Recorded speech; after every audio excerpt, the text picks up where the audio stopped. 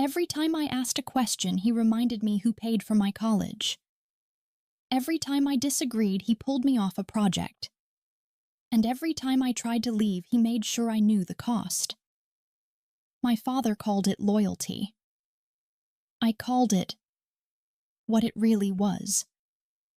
The legal document arrived on a Tuesday morning in March, delivered by a courier who made me sign for my own disinheritance.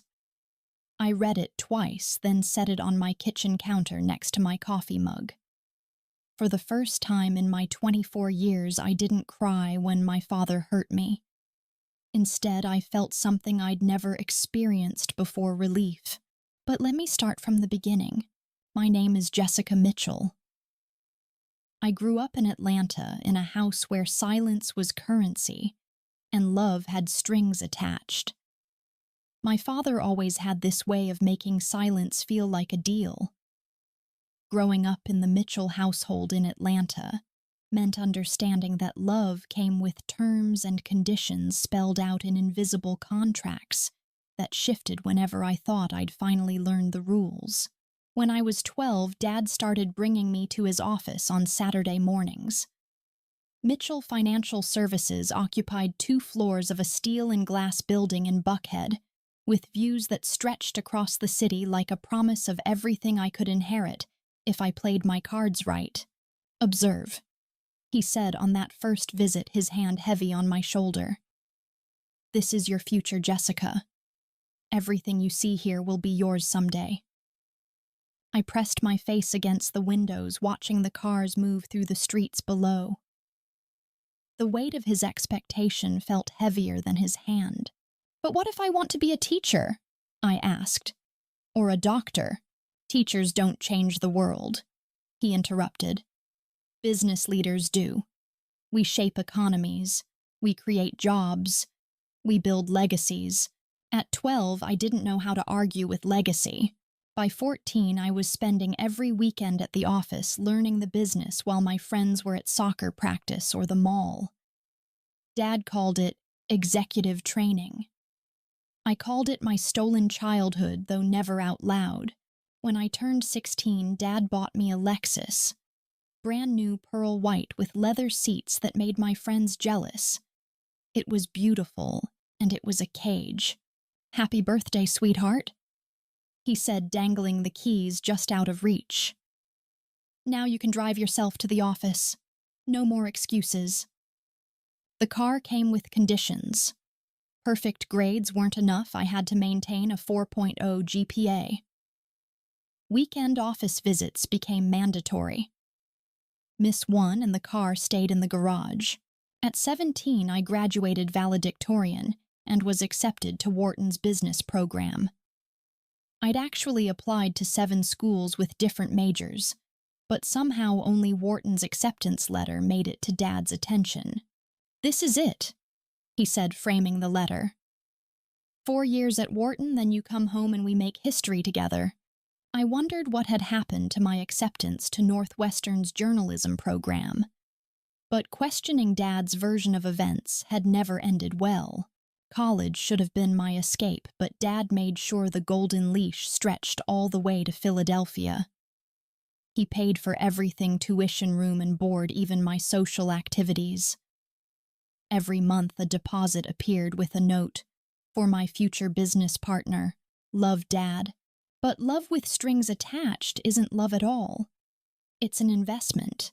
He called twice a week, always steering conversations toward business applications. When I mentioned an interesting literature course, he'd ask how it related to corporate communications. When I talked about volunteer work, he wanted to know what networking opportunities it provided. "Remember why you're there," he'd say. "This isn't about finding yourself. This is about preparing to lead Mitchell Financial into the next generation." My junior year, I took a creative writing elective. Professor Chen was this energetic woman who spoke about storytelling like it was sacred. For the first time in years, I felt something stir inside me that had nothing to do with profit margins. I wrote a short story about a girl trapped in a glass office building, watching life through windows she couldn't open. Professor Chen pulled me aside after class. "You have real talent," she said. "Have you considered pursuing writing seriously?" The question haunted me. Late at night in my dorm, I found myself writing stories in notebooks I hid under my mattress. Stories about people who chose their own paths, who broke free from expectations. When I came home for spring break, I made a mistake. I told Dad about the writing class. His reaction was swift. Within a week, I'd been promoted to a more demanding summer role that required 40-hour weeks. There was no time for creative writing workshops. Only Mitchell Financial and the future he'd mapped out for me. "Writers are dreamers," he explained over dinner. "Dreamers don't build empires. You can write as a hobby when you're running the company." After graduation, I moved into a downtown apartment Dad had chosen 4 blocks from the office.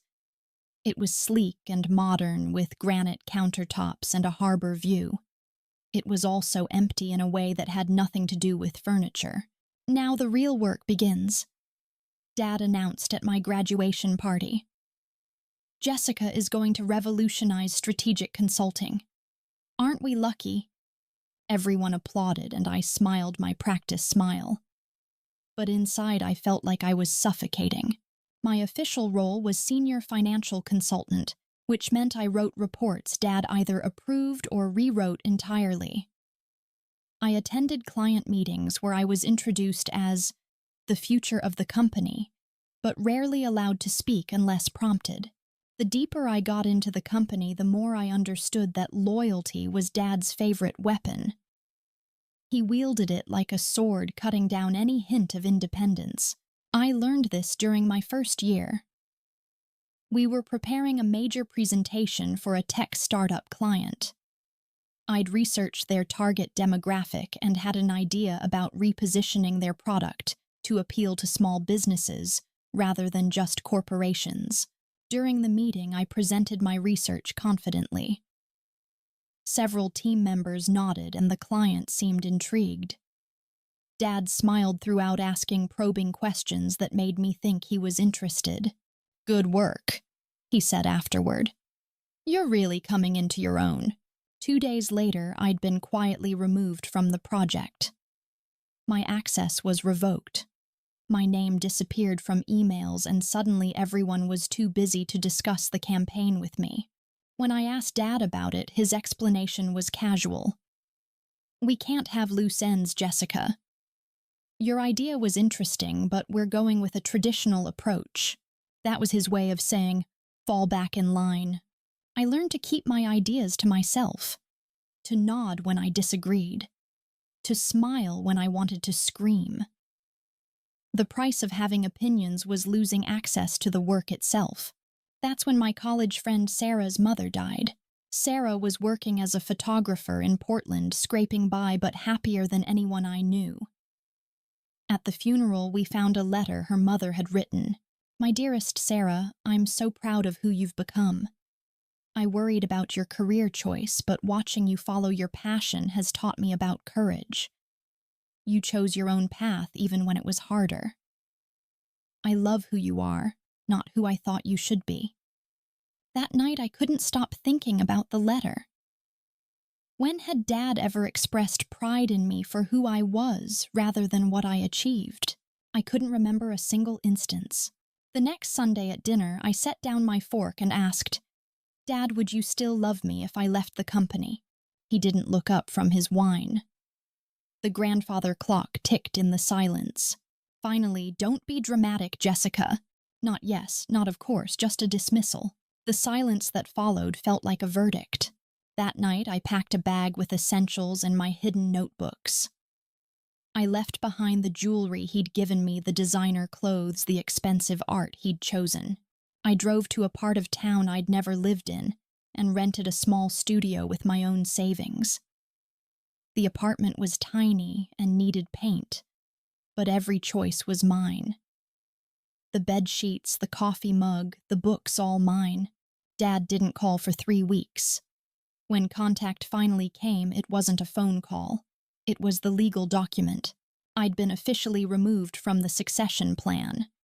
no trust fund, no board seat, no family shares. The paperwork was thorough and coldly professional, like something you'd send to a business rival, not your daughter. No personal note, no explanation, just a legal severance of ties. I read it twice, then set it next to my coffee mug. And for the first time in my life, I didn't cry when my father hurt me, because I finally understood he wasn't punishing me for leaving the company. He was punishing me for choosing myself, but he didn't understand that I'd already won. The moment I walked away from his version of my future, I'd reclaimed something more valuable than any inheritance, my own life. That afternoon, I opened my laptop and started writing. Not a business plan, but a story. My story. The one I'd been afraid to tell for 24 years. And for the first time since I was 12, I felt like I was exactly where I belonged. If you've ever been told love means obedience, if your loyalty has ever been used as leverage, just know you're not disloyal for wanting freedom. This story isn't just mine. It's for every daughter who's been told she owes her life to a legacy she never chose.